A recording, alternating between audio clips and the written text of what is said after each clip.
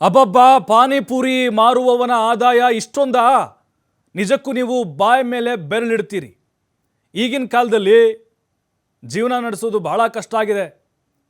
ನೋಡಿ, ಹಿರಿಯರೊಂದು ಮಾತು ಹೇಳ್ತಾರೆ, ಕಷ್ಟಪಟ್ಟು ಓದು, ಸರ್ಕಾರಿ ನೌಕರಿ ತಗೋ, ಕೈ ತುಂಬ ಸಂಬಳ ಬರುತ್ತೆ, ಆರಾಮಾಗಿರ್ಬೋದು ಅಂತ.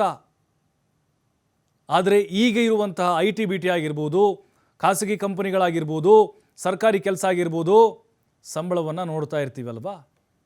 ಆದರೆ ಈಗ ಪಾನಿಪುರಿ ವ್ಯಾಪಾರಿಯ ಆ ಒಂದು ವರ್ಷದ ಆದಾಯವನ್ನು ಕೇಳಿದ್ರೆ ಖಂಡಿತವಾಗಲೂ ನೆಕ್ಸ್ಟ್ ನೀವು ಪಾನಿಪುರಿ ಮಾರೋಕ್ಕೆ ಶುರು ಮಾಡ್ತೀರಿ. ಹಾಗೆ ಅನಿಸುತ್ತೆ, ನಾವು ಒಂದು ಪಾನಿಪುರಿ ಅಂಗಡಿ ಹಾಕ್ಬಿಡೋಣಪ್ಪ, ಖಂಡಿತವಾಗಲೂ ಅನಿಸುತ್ತೆ. ಯಾಕೆಂದರೆ ರಸ್ತೆ ಬದಿ ವ್ಯಾಪಾರಿ ದುಡಿಮೆ ಒಂದು ವರ್ಷಕ್ಕೆ ಎಷ್ಟಿರ್ಬೋದು ಹೇಳಿ? ಒಂದು ವರ್ಷಕ್ಕೆ ಹೇಳ್ತಾ ಇದ್ದೀವಿ 1 ಲಕ್ಷ, 10 ಲಕ್ಷ, ಬರೋಬ್ಬರಿ 40 ಲಕ್ಷ ಅಂತೆ. 40 ಲಕ್ಷ ಆದಾಯ ಪಾನಿಪುರಿ ಮಾರೋ ಒಂದು. ಈಗ GST ನೋಟಿಸ್ ಬಂದಿದೆ ಅವನಿಗೆ, ಇದೆಲ್ಲ ಕಡೆ ವೈರಲ್ ಆಗ್ತಾ ಇದೆ. ವಾರ್ಷಿಕ 40 ಲಕ್ಷ ರೂಪಾಯಿ ದಾಟಿದ ಹಿನ್ನೆಲೆಯಲ್ಲಿ ಆದಾಯ ತೆರಿಗೆ ಇಲಾಖೆಯವರು ನೋಟಿಸ್ ಕೊಟ್ಟಿದ್ದಾರೆ. ತಮಿಳುನಾಡಿನ ಪಾನಿಪುರಿ ಮಾರಾಟಗಾರರ ಆ ದುಡಿಮೆ ನೋಡಿ ಅಧಿಕಾರಿಗಳೇ ದಂಗಾಗಿ ಹೋಗಿದಾರಂತೆ. ಪಾನಿಪುರಿ ವ್ಯಾಪಾರ ಅನ್ನುವಂಥದ್ದು ಈಗಲೂ ಕೂಡ ಕೀಳರಿಮೆ ಇದೆ ಸಾಕಷ್ಟು ಜನರಿಗೆ. ಪಾನಿಪುರಿ ಯಾವಾಗಲೂ ತಮಾಷೆಗೆ ಒಂದು ಮಾತು ಹೇಳ್ತಾ ಇರ್ತಾರೆ ಕೆಲವೊಬ್ಬರು, ಹೋಗ್ರಿ, ಈ ಕೆಲಸ ಯಾರಿಗೆ ಬೇಕು, ನಿಮ್ಮ ಸಂಬಳ ಯಾರಿಗೆ ಬೇಕು, ನಾನು ಪಾನಿಪುರಿ ಅಂಗಡಿ ಹಾಕ್ಕೊಂಡ್ಬಿಡ್ತೀನಿ, ಪಾನಿಪುರಿ ಅಂಗಡಿ ಹಾಕ್ಕೊಂಡು ಜೀವನ ಮಾಡ್ತೀನಿ ರೀ ಅಂತ ತಮಾಷೆಗೆ ನೀವು ಅಂತ ಇರ್ತೀರಿ.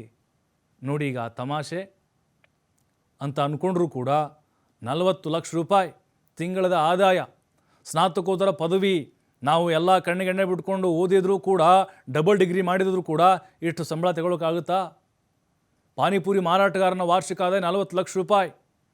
ನೋಡಿ, ಅವನ ಹೆಸರು ಭಯ್ಯ ಅಂತೇಳಿ, ಯಾವುದೇ GST ಇಲ್ಲ, ಲಕ್ಷ ಲಕ್ಷ ಹಣ ಆತನ ಖಾತೆಗೆ ಹರಿದು ಬಂದಿದೆ.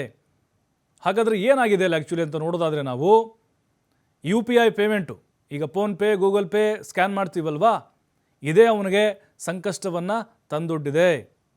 ನೋಡಿ, ಪಾನಿಪುರಿ ಮಾರಾಟಗಾರನ ಆದಾಯ ಬಹಿರಂಗವಾಗಿದ್ದು UPI ಪೇಮೆಂಟ್ ಮೂಲಕ.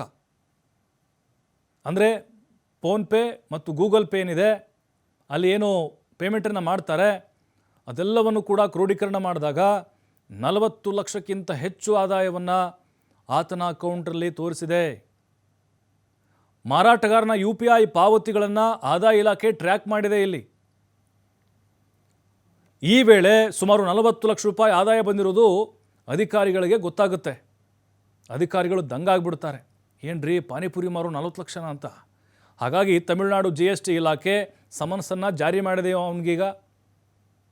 ಪ್ರಮುಖ ಪಾವತಿ ಏನು ಈ ಗೇಟ್ವೇಗಳಾಗಿರ್ಬೋದು, ರೋಸ್ ಪೇ ಆಗಿರ್ಬೋದು, ಫೋನ್ಪೇ ಆಗಿರ್ಬೋದು, ಅದರಿಂದ ಎಲ್ಲವೂ ಕೂಡ ಅಮೌಂಟು ಸೆಂಡ್ ಆಗಿರೋದು ಗೊತ್ತಾಗಿದೆ. ಈಗ ಏನು ವಹಿವಾಟಿನ ವರದಿಗಳನ್ನು ಆಧರಿಸಿ ತಮಿಳುನಾಡು ಸರ್ಕಾರ ಕ್ರಮವನ್ನು ತೆಗೆದುಕೊಂಡಿದೆ. ಈ ನೋಟಿಸ್ ಕೂಡ ಇದೀಗ ಸೋಷಿಯಲ್ ಮೀಡಿಯಾದಲ್ಲಿ ವೈರಲ್ ಆಗ್ತಾ ಇದೆ.